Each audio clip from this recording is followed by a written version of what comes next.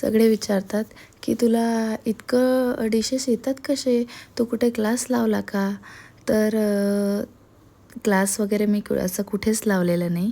लग्न झाल्यानंतर हळूहळू आपल्या नवऱ्याला काय आवडतं त्याच्या आवडीचे पदार्थ करायला लागले. मग हे नाही तर ते नाही तर नाही, अशा बऱ्याचशा वेगवेगळ्या डिशेस ट्राय करायची की नाही आपल्या नवऱ्याला हे आवडतं बाबा, आपण करायला पाहिजे. एक असतं ना हाऊस म्हणून. मग ते करता करता त्यानंतर आई झाले. नंतर प्रश्न पडला, अरे आपल्याला लहान मुलांचं तर काही बनवता येतच नाही.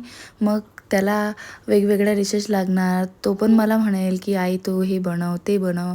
म्हणून मी हळूहळू त्याच्यासाठी यूट्यूब हे ते सगळं बघून बघून करायची, एक एक डिश करायची, वेगवेगळे पदार्थ करून बघायची. मग मुलगा पण फूडी निघाला. छोटा होता तेव्हापासूनच मग त्याला पण वेगवेगळे पदार्थ आवडायचे. मग मी त्याच्यासाठी करायची. मग मुलं म्हणतात, मम्मा आज हे बनव ना. मम्मा तुला हे येतं का गं, ते येतं का गं. जसं बाहेरचं एक एक पदार्थ खाल्ला तसं आपल्याला विचारतात. मग आपल्याला नाही येत हा प्रश्नच नाही ना. आपल्याला तो एक चॅलेंजच द्यायचा. मग हो येते ना. मग असं रेसिपीज सर्च करायच्या, मग ते इम्प्लिमेंट करायच्या. ही नाही जमली तर परत ट्राय करायचं.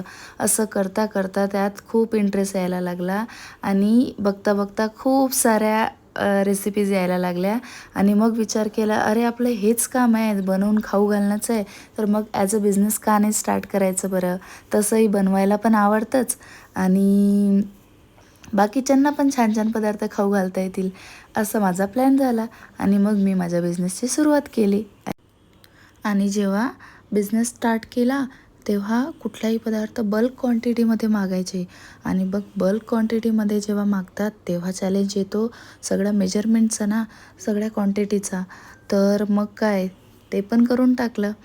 आणि हळूहळू असं सगळेच बल्क ऑर्डर जमायला लागले. सुरुवातीला छोट्या ऑर्डर्स होत्या, नंतर मोठ्या ऑर्डर्स यायला लागल्या. कुठलाही बिझनेस असा रातोरात सुरुवात नाही होत ना, आणि खूप मोठाही होत नाही. त्यालाही निरंतर प्रवास असतोच त्याचा. तर असा आपला प्रवास होता.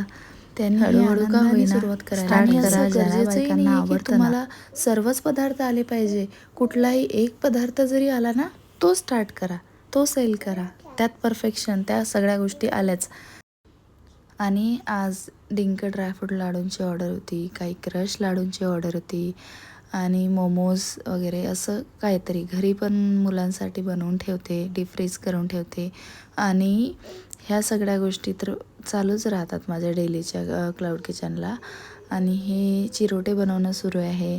आणि बऱ्याचशा बायकांना प्रश्न पडतो ना की कशा ऑर्डर्स येणार, कसं सेल करायचं. तर पूर्वी होतं ऑनलाईन, आता ऑफलाईनच ऑर्डर्स येतात. त्यामुळे मी ऑफलाईनच घेते. कारण कसं हे जे पदार्थ असतात अशा क्विकली आपण बनवून नाही देऊ शकत ना. त्याला मिनिमम 1 ते 2 दिवसाआधी ऑर्डर घ्यावीच लागते. आणि त्यानुसार मग फ्रेश बनवून देता येतं.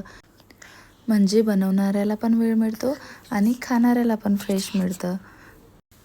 असा होता तर माझा आजचा दिवस. आणि अशाच इंटरेस्टिंग व्हिडिओजसाठी माझ्या चॅनलला सबस्क्राईब करा. बाय.